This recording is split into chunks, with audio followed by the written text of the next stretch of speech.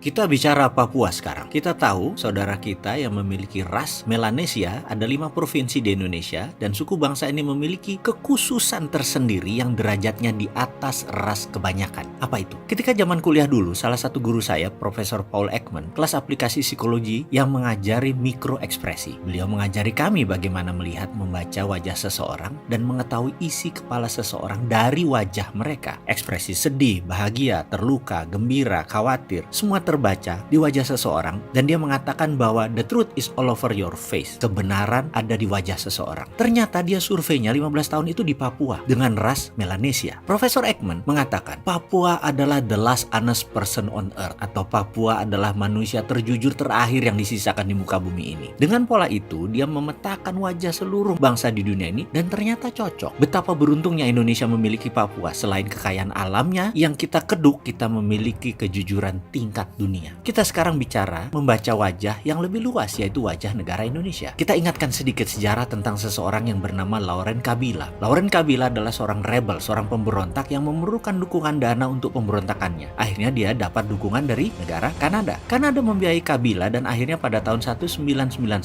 Republik Demokrat Kongo berdiri dan Laurent Kabila adalah presiden pertama. Ternyata dukungan Kanada itu tidak gratis. Apa yang dibayar oleh Republik Demokrat Kongo? Yaitu tambang kobalt menjadi milik negara Kanada sampai habis asetnya. Kembali ke Papua. Pak Karno adalah pemimpin visioner dan eksekutor yang baik. Dia melihat komunis mencari wilayah di Asia Tenggara, komunis Soviet dan komunis Cina. Maka dia menjual ide tersebut ke Amerika. Dia melakukan diplomasi langsung kepada Presiden Kennedy, di mana akhirnya Amerika mendukung dengan resolusi PBB tahun 1961-62. Setuju Indonesia ambil dalam tanda petik Papua. Lalu muncullah operasi militer yang namanya IRIAN. IRIAN adalah singkatan dari Ikut Republik Indonesia Anti Nederland. Suksesnya Trikora dan Dwikora mengambil Papua tersebut tidak murah karena Amerika meminta cadangan emas Papua sampai habis untuk Amerika. Tapi Soekarno pintar. Yang diberinya hanya Grasberg. Sisi lain seperti Iceberg, Oksibil, dan tambang lain tidak diberikan. Dan Amerika setuju mengambil hanya Grasberg. Dan mulailah dibukukan aset Grasberg tersebut sampai 2045 dalam catatan Federal Reserve sebagai underlying dollar. Aset Grasberg tersebut. Tahun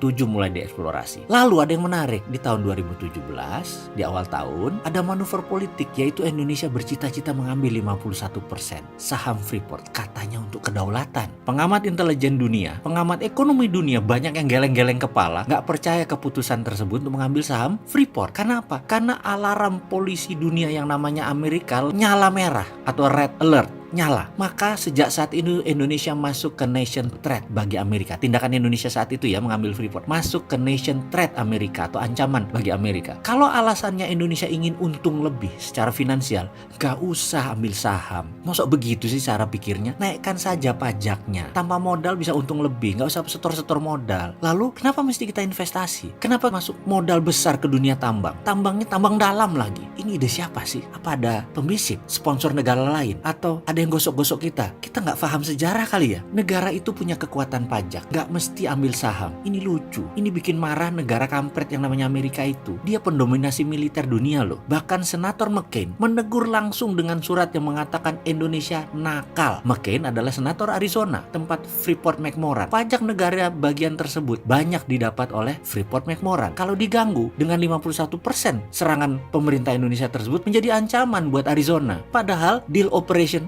IRIAN jelas bagian dari pengambilan Amerika atas emas Grasberg. Maka sebagai senator Republik penyokong Trump bersama pemilik Freeport yang juga pendana Donald Trump, yaitu Carl Icahn, seorang Yahudi ortodok, menekan Gedung Putih untuk Trump melakukan aksi. Adakah operasi intelijen dilaksanakan untuk membangun instabilitas Papua? Betul. Sejak pertengahan 2017 Amerika gerah dan mulailah melakukan instabilitas di Papua meningkat. Apakah Amerika yang bergerak atau geraknya Papua hanya karena konflik lokal karena Indonesia di pemerintah pusatnya tidak bisa menghandle, atau ada unsur asing? Lalu kenapa setiap Desember tanggal 2, di mana itu adalah Hari Bintang Kejora, gerakan Papua Merdeka itu, di 18 negara tahun kemarin naik bendera tersebut? Siapa yang mainkan? Amerika kah? Misalnya penembakan dan pembunuhan pekerja BUMN dengan senjata baru, siapa yang sokong? Ini belum pernah dituntaskan. Kenapa? Takut. Lalu adakah hubungannya dengan 8 jam blackout di ibu kota? Adakah hubungannya dengan gudang senjata polisi yang terbakar? Adakah hubungannya dengan lone wolf atau teroris teroris tunggal yang menyerang polisi? Adakah hubungannya dengan atribut FPI serang warga Papua yang besoknya ribuan orang di lapangan meneriakkan Papua Merdeka dan referendum? Kok panjang ya cerita Papua? Ada hubungannya atau sebuah peristiwa kebetulan yang beruntun? Atau ada apa lagi? Maaf ya, haruskah kita menggunakan kata maaf? Kayaknya jangan naif-naif banget melihat Papua sebagai konflik horizontal biasa. Bukan, sekali lagi, kata maaf tidak cukup. Maafnya kurang panjang. Bener deh, api dalam sekam itu selalu ada yang pasang. Kabut asap di Kalimantan dan Sumatera itu asli buatan manusia. Pasti ada yang masang. Masa teriak referendum gak ada yang ngajari? Ya ada lah. Jadi apa yang harus kita lakukan? Lihatlah kebijakan luar negeri Indonesia ke depan. Jangan-jangan ada hubungannya dengan Indo-Pasifik, di mana US Pakom minus Cina yang Indonesia nggak setuju. Kita sok-sokan terlihat netral tapi miring ke Cina, sehingga kesannya kita memilih Cina daripada Amerika, bukan malah di tengah. Kesannya, ingat referendum Timor Timur yang hanya dilahirkan dari pancingan konflik, lalu PBB datang dengan pasukan UNAMED dan referendum diadakan. Lepas itu Timor Timur. Ini mungkin yang parno saya saja. Papua dengan mudah di Timor Lestekan. Tapi bener deh, mengambil saham 51% Freeport itu keputusan bisnis yang bisa backfire, bisa merugikan kita kalau tidak paham sejarah. Sampai saat ini kita belum lihat untungnya apa store